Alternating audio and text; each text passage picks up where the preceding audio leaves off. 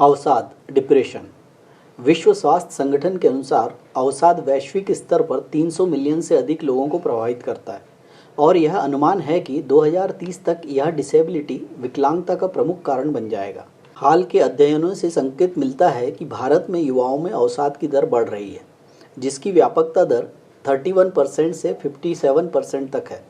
UNICEF ने यह भी बताया है कि भारत में 15 से 24 वर्ष की आयु के 7 में से 1 युवा हमेशा उदास रहता है या उसे काम करने में कोई दिलचस्पी नहीं होती। इससे पता चलता है कि इस जनसांख्यिकीय समूह में मानसिक स्वास्थ्य चुनौतियों का एक महत्वपूर्ण प्रचलन है, जिसका उसके स्वास्थ्य और जीवन की समग्र गुणवत्ता पर दीर्घकालीन गंभीर प्रभाव पड़ सकता है।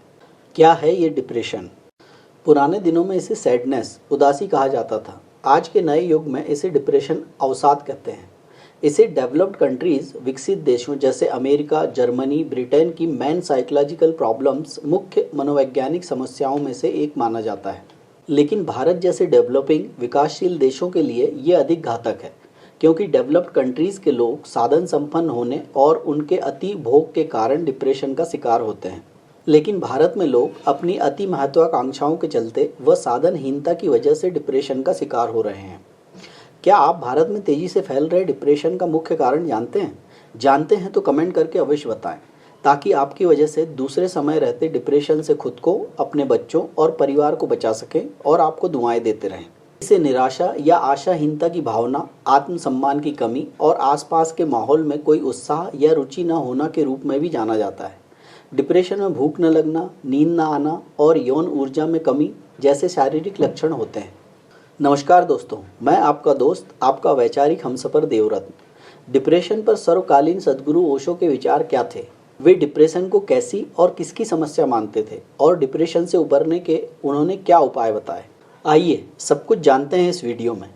सद्गुरु ओशो से जब पूछा गया कि अवसाद क्या है, क्या यह एक निराशाजनक दुनिया की प्रतिक्रिया है, हमारे असंतोष की अवस्था के दौरान यह एक शीत निद्रा, क्या अवसाद सिर्फ दमन या उत्पीड़न की प्रतिक्रिया है या यह सिर्फ आत्मदमन का एक रूप है?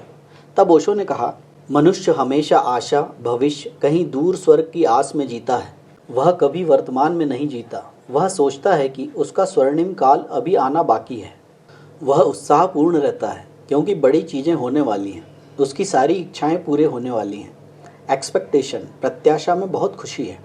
वह वर्तमान में पीड़ित है, वह वर्तमान में दुखी है, लेकिन वह यह सब उन भविष्य के सपनों में पूरी तरह से भूल गया जो कल पूरे होने वाले हैं। उसके लिए कल हमेशा जीवन देने वाला रहा है, लेकिन परिस्थिति बदल गई। पुरानी परिस्थिति अच्छी नहीं थी क्योंकि कल उसके सपनों की पूर्ति कभी सच नहीं हुई। वह सिर्फ आशा करते करते हुए मर गया।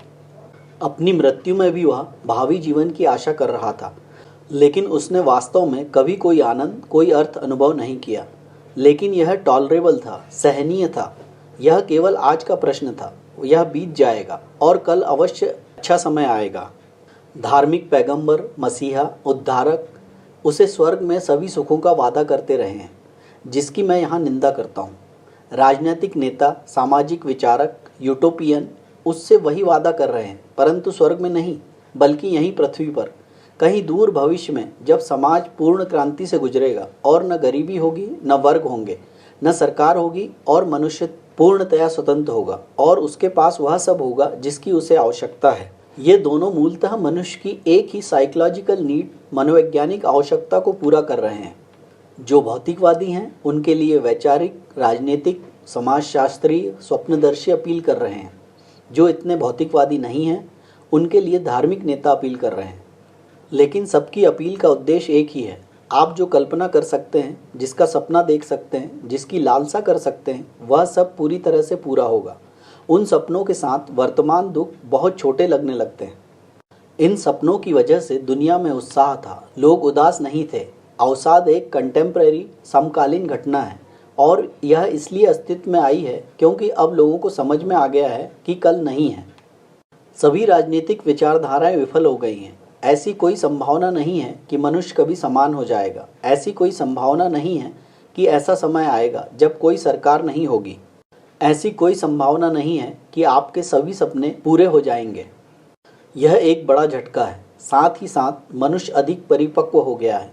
वह चर्च, मस्जिद, आराधनालय मंदिर जा सकता है, लेकिन ये केवल सामाजिक अनुरूपताएं, सोशल कन्फर्मिटीज़ हैं, क्योंकि वह ऐसी अंधकारमय और उदास अवस्था में अकेला नहीं रहना चाहता। वह भीड़ के साथ रहना चाहता है, लेकिन मूल रूप से वह जानता है कि कोई स्वर्ग नहीं है। वह जानता है कोई सेवियर, कोई उद्धारकर्ता नहीं आने वाला है। हिंदुओं ने कृष्ण के लिए 5000 साल तक इंतजार किया है। उन्होंने सिर्फ इतना ही वादा नहीं किया था कि वे एक बार फिर आएंगे, बल्कि उन्होंने वादा किया था कि जब भी दुख तकलीफ होगी, जब भी पाप पुण्य पर हावी होगा, जब भी अच्छे सीधे साधे और मासूम लोगों का धूर्त और पाखंडी लोग शोषण करेंगे, वे आएंगे। लेकिन 5000 साल से उनका कोई निशान नहीं दिखा।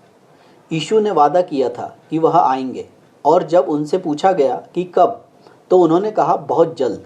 मैं बहुत जल्द को 2000 साल बीत गए। यह बहुत ज़्यादा है, लेकिन अब तक उनका कोई पता नहीं है। यह विचार कि हमारा दुख, हमारा दर्द, हमारी पीड़ा दूर हो जाएगी, अब आकर्षक नहीं रह गया है।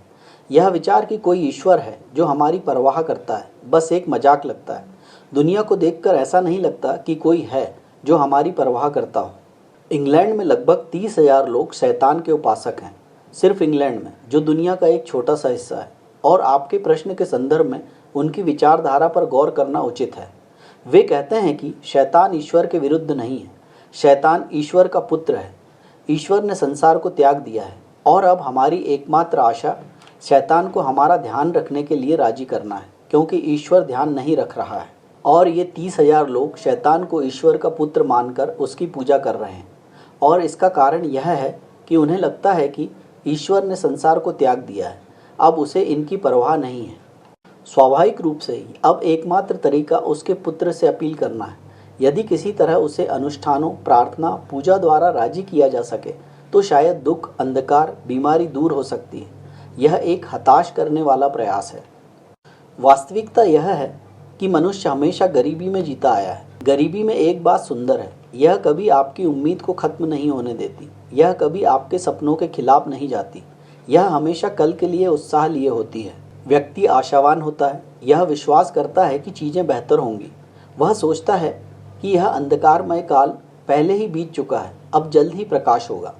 लेकिन वह स्थिति बदल गई है विकसित देशों में। और याद रखें, अवसाद की समस्या अविकसित देशों में नहीं है, गरीब देशों में लोग अभी भी आशावादी हैं। यह केवल विकसित देशों में है, जहां उनके पास वह सब कुछ है जिसकी उन्हें हमेशा से चाहत थी। अब स्वर्ग से काम नहीं चलेगा, न ही वर्गहीन समाज अब और मदद कर सकता है। कोई भी स्वप्न लोग इससे बेहतर नहीं होने वाला है। उन्होंने लक्ष्य प्राप्त कर लिया है, और उनके लक्ष्य की यह प्राप्ति अवसाद का कारण है। अब कोई उम्मीद नहीं है। कल अंधकारमय है, और परसों और भी अंधकारमय होगा। वे सारी चीज़ें जो उन्होंने सपने में देखी थी, वे बहुत खूबसूरत थीं। उन्होंने कभी उसके इम्प्लीकेशंस, निहितार्थों पर ध्यान नहीं दिया। अब जब वे उन्हें पा चुके हैं, तो उन्हें ये सब निहितार्थों के साथ मिल गए हैं। एक आदमी गरीब है, लेकिन उसके पास भूख है। एक आदमी अमीर है, लेकिन उसके पास भूख नहीं है। और गरीब होना और भूख होना अमीर होने और भूख न होने से बेहतर है। आप अपने सोने चांदी, अपने सारे पैसों का क्या करेंगे? आप उन्हें खा नहीं सकते। आपके पास सब कुछ है, लेकिन वह भूख गायब हो गई है, जिसके लिए आप लगातार संघर्ष कर रहे हैं। आप सफल हुए, और मैंने बार बार कहा है कि सफलता से बढ़कर कोई चीज़ असफल नहीं होती। आप उस स्थान पर पहुंच गए हैं जहां आप पहुंचना चाहते थे, लेकिन आपको इसके बाय प्रोडक्ट, उप उत्पादों के बारे में पता नहीं था। आपके पास लाखों रुपए हैं, लेकिन आप सो नहीं सकते। जब मनुष्य अपने इंटेंडेड गोल्स, इच्छित लक्ष्यों तक पहुंचता है, तब उसे पता चलता है कि उसके आसपास बहुत सी चीज़ें हैं। उदाहरण के लिए, आप जीवन भर पैसा कमाने की कोशिश करते हैं, यह सोचकर कि एक दिन जब आपके पास पैसा होगा तो आप आराम की ज़िंदगी जिएंगे। लेकिन आप जीवन भर तनाव में रहे हैं। तनाव आपका डिसिप्लिन, आपका अनुशासन बन गया है। और जीवन के अंत में जब आपने वह सारा पैसा हासिल कर लिया है जो आप चाहते थे, तो आप आराम नहीं कर सकते। तनाव, पीड़ा और चिंता में अनुशासित पूरा जीवन आपको आराम नहीं करने देगा। तो आप विजेता नहीं हैं, आप हारे हुए हैं। आप अपनी भूख खो देते हैं, आप अपना स्वास्थ्य नष्ट कर लेते हैं, आप अपनी सेंसिटिविटी, संवेदनशीलता को नष्ट कर देते हैं, आप अपने सौंदर्य बोध को नष्ट कर देते हैं, क्योंकि इन सभी चीज़ों के लिए समय नहीं है जो पैसा नहीं पैदा करता। आप पैसों के पीछे भाग रहे हैं। किसके पास गुलामों को देखने का समय है और किसके पास पक्षियों को देखने का समय है? और किसके पास मनुष्यों की सुंदरता को देखने का समय है। आप इन सभी चीज़ों को टालते रहते हैं ताकि एक दिन जब आपके पास पैसा होगा, सब कुछ होगा, तो आप आराम करेंगे और आनंद लेंगे। लेकिन जब तक आपके पास सब कुछ होता है, तब तक आप एक खास तरह के अनुशासित व्यक्ति बन जाते हैं, जो गुलाबों के प्रति अंधे होते हैं, जो सुंदरता के प्रति अंधे होते हैं, जो संगीत का आनंद नहीं ले सकते, जो नृत्य को नहीं समझ सकते, जो कविता को नहीं समझ सकते, जो केवल पैसों को समझ सकते हैं, लेकिन उन पैसों से कोई संतुष्टि नहीं मिलती। यही डिप्रेशन का कारण है। इसलिए यह सिर्फ विकसित देशों में है और सिर्फ विकसित देशों के अमीर वर्ग में है। विकसित देशों में भी गरीब लोग हैं, लेकिन वे डिप्रेशन से पीड़ित नहीं हैं। और अब आप किसी व्यक्ति को उसके डिप्रेशन को दूर करने की कोई उम्मीद नहीं दे सकते, क्योंकि उसके पास वह सब कुछ है जितना आप वादा कर सकते हैं, उससे कहीं ज़्यादा। उसकी हालत वाकई दयनीय है।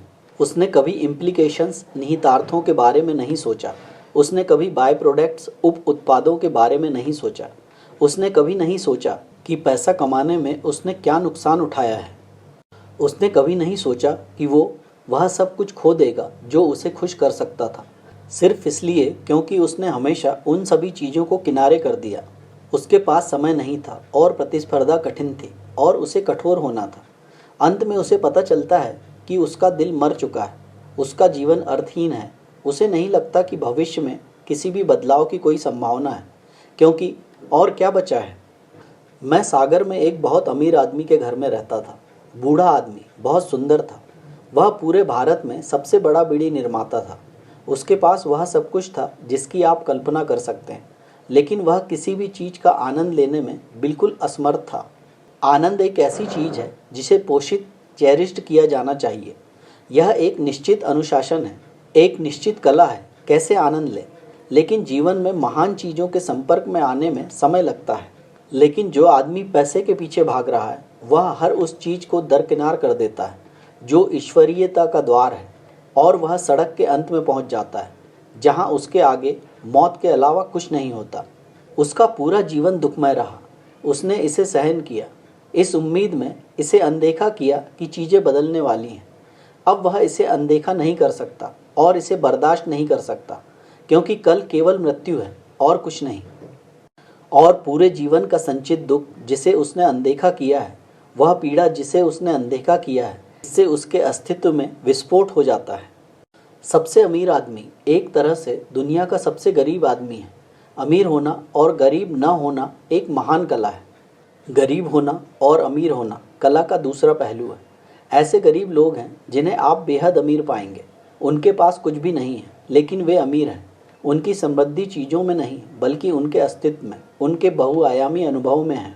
और ऐसे अमीर लोग हैं जिनके पास सब कुछ है, लेकिन वे बिल्कुल गरीब, खोखले और खाली हैं। अंदर से बस एक कब्रिस्तान है।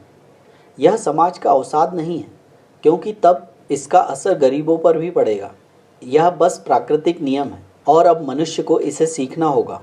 अब तक इसकी कोई ज़रूरत नहीं थी, क्योंकि कोई भी उस बिंदु तक नहीं पहुंचा था जहां उसके पास सब कुछ था, जबकि अंदर पूरा अंधकार और अज्ञान था। जीवन में पहली बात वर्तमान क्षण में अर्थ ढूंढना है। मूल स्वाद प्रेम, आनंद और उत्सव का होना चाहिए। तब आप कुछ भी कर सकते हैं, पैसा उसे नष्ट नहीं कर सकता। लेकिन आप सब कुछ एक तरफ रख देते हैं और बस पैसों के पीछे भागते हैं, यह सोचकर कि पैसों से सब कुछ खरीदा जा सकता है। और फिर एक दिन आप पाते हैं कि अब आप वो कुछ भी नहीं खरीद सकते जिससे आप आनंदित हो सकते थे, और आपने अपना पूरा जीवन पैसों के लिए समर्पित कर दिया है। यही अवसाद का कारण है, और ख़ास तौर पर पश्चिम में अवसाद बहुत गहरा होने वाला है। पूर्व में अमीर लोग रह रहे हैं, लेकिन उन्हें एक निश्चित आयाम, डायमेंशंस उपलब्ध था। जब समृद्धि का मार्ग समाप्त हो गया तो वे वहीं अटके नहीं रहे, वे एक नई दिशा में चले गए। वह नई दिशा हवा में थी, सदियों से उपलब्ध थी। पूर्व में गरीब बहुत अच्छी स्थिति में रहे हैं और अमीर भी बहुत अच्छी स्थिति में रहे हैं। गरीबों ने संतोष सीख लिया है, इसलिए वे महत्वाकांक्षा के पीछे भागने की चिंता नहीं करते, और अमीर समझ गए हैं कि एक दिन आपको यह सब त्यागना होगा और सत्य की खोज में, अर्थ की खोज में जाना होगा। पश्चिम में अंत में सड़क बस समाप्त हो जाती है। आप वापस जा सकते हैं, लेकिन वापस जाने से आपके अवसाद में कोई मदद नहीं मिलेगी। आपको एक नई दिशा की आवश्यकता है। गैलियम, बुद्ध, महावीर या पार्श्वनाथ, ये लोग समृद्धि के शिखर पर थे और फिर उन्होंने देखा कि यह लगभग एक बोझ है। मृत्यु आपको अपने कब्जे में ले ले उससे पहले कुछ और खोजना होगा, और वे सब कुछ त्यागने के लिए पर्याप्त साहसी थे। उनके त्याग को गलत समझा गया है। उन्होंने सब कुछ त्याग दिया क्योंकि वे पैसे, शक्ति के लिए एक सेकंड भी और परेशान होना नहीं चाहते थे, क्योंकि उन्होंने शीर्ष देखा है और वहाँ कुछ भी नहीं है। वे सीढ़ी के सबसे ऊंचे पायदान पर गए और पाया कि यह कहीं नहीं जाता है। यह बस एक सीढ़ी है जो कहीं नहीं ले जाती है। जब तक आप बीच में या 20 से नीचे कहीं होते हैं, तब तक आपके पास एक उम्मीद होती है, क्योंकि आपसे ऊंचे दूसरे पायदान हैं। एक बिंदु आता है जब आप सबसे ऊंचे पायदान पर होते हैं और वहाँ केवल आत्महत्या या पागलपन होता है या पाखंड। आप तब तक मुस्कुराते रहते हैं जब तक कि मृत्यु आपको खत्म नहीं कर देती, लेकिन गहराई से आप जानते हैं कि आपने अपना जीवन बर्बाद कर दिया है। पूर्व में अवसाद, डिप्रेशन कभी भी समस्या नहीं रहा। गरीबों ने जो कुछ भी उसके पास था उसका आनंद लेना सीखा, और अमीरों ने सीखा कि पूरी दुनिया को अपने पैरों पर रखना कोई मायने नहीं रखता। आपको अर्थ की तलाश में जाना है, पैसों के नहीं। और उनके पास मिसालें थी। हजारों साल से लोग सत्य की तलाश में गए हैं और उसे पा लिया है। निराशा में, अवसाद में रहने की कोई ज़रूरत नहीं है। आपको बस एक अज्ञात आयाम, अननोन डायमेंशंस में जाना है। उन्होंने कभी इसकी खोज नहीं की, लेकिन जैसे ही वे नए आयाम की खोज शुरू करते हैं, इसका मतलब है भीतर की यात्रा, अपने आप की यात्रा। जो कुछ उन्होंने खोया है वह वापस आना शुरू हो जाता है। पश्चिम को ध्यान के एक महान आंदोलन की तत्काल बहुत आवश्यकता है, अन्यथा यह अवसाद लोगों को मार देगा। और ये लोग प्रतिभाशाली हैं क्योंकि उन्होंने सत्ता हासिल की, उन्होंने पैसा कमाया, उन्होंने जो कुछ भी चाहा उसे हासिल किया, शिक्षा में उच्चतम डिग्री। ये प्रतिभाशाली लोग हैं, लेकिन वे सभी अब निराशा महसूस कर रहे हैं। यह खतरनाक होने जा रहा है, क्योंकि सबसे प्रतिभाशाली लोग अब जीवन के प्रति उत्साही नहीं हैं, और प्रतिभाहीन लोग जीवन के प्रति उत्साही हैं, लेकिन उनके पास शक्ति, धन, शिक्षा, सम्मान पाने के लिए प्रतिभा भी नहीं है। उनके पास प्रतिभा नहीं है, इसलिए वे पीड़ित हैं, अपंग महसूस कर रहे हैं, वे आतंकवादी बन रहे हैं। वे केवल बदला लेने के लिए अनावश्यक हिंसा की ओर मुड़ रहे हैं, क्योंकि वे और कुछ नहीं कर सकते, लेकिन वे विनाश कर सकते हैं। और अमीर लोग किसी भी पेड़ से लटकने के लिए तैयार हैं, क्योंकि उनके पास जीने का कोई कारण नहीं है। उनके दिलों ने बहुत पहले ही धड़कना बंद कर दिया है। वे सिर्फ लाशें हैं, अच्छी तरह से सजाई गई, अच्छी तरह से सम्मानित, लेकिन पूरी तरह से खाली और निरर्थक। पश्चिम वास्तव में पूर्व की तुलना में बहुत खराब स्थिति में है। हालांकि जो लोग नहीं समझते हैं, उन्हें ऐसा लगता है कि पश्चिम पूर्व की तुलना में बेहतर स्थिति में है, क्योंकि पूर्व गरीब है। लेकिन गरीबी उतनी बड़ी समस्या नहीं है जितनी अमीरी की विफलता है। तब आदमी वास्तव में गरीब है। एक साधारण गरीब आदमी के पास कम से कम सपने, उम्मीदें होती हैं, लेकिन अमीर आदमी के पास कुछ भी नहीं होता। अब ज़रूरत इस बात की है कि एक महान ध्यान आंदोलन हर व्यक्ति तक पहुँचे। और पश्चिम में ये लोग जो उदास हैं, वे मनोविश्लेषकों, चिकित्सकों और सभी प्रकार के ढोंगियों के पास जा रहे हैं, जो खुद उदास हैं, अपने रोगियों से भी अधिक उदास हैं, क्योंकि पूरे दिन वे अवसाद, निराशा, अर्थहीनता के बारे में सुनते रहते हैं। और इतने सारे प्रतिभाशाली लोगों को इतनी बुरी स्थिति में देखकर वे खुद ही अपना उत्साह खोने लगते हैं। वे मदद नहीं कर सकते, उन्हें खुद मदद की ज़रूरत है। मेरे स्कूल का काम लोगों को ध्यान की ऊर्जा से तैयार करना और उन्हें दुनिया में उन लोगों के लिए उदाहरण के तौर पर भेजना है जो उदास है। अगर वे देख सकें कि ऐसे लोग भी हैं जो उदास नहीं हैं, बल्कि इसके विपरीत जो बेहद खुश हैं, तो शायद उनमें एक उम्मीद पैदा हो सकती है।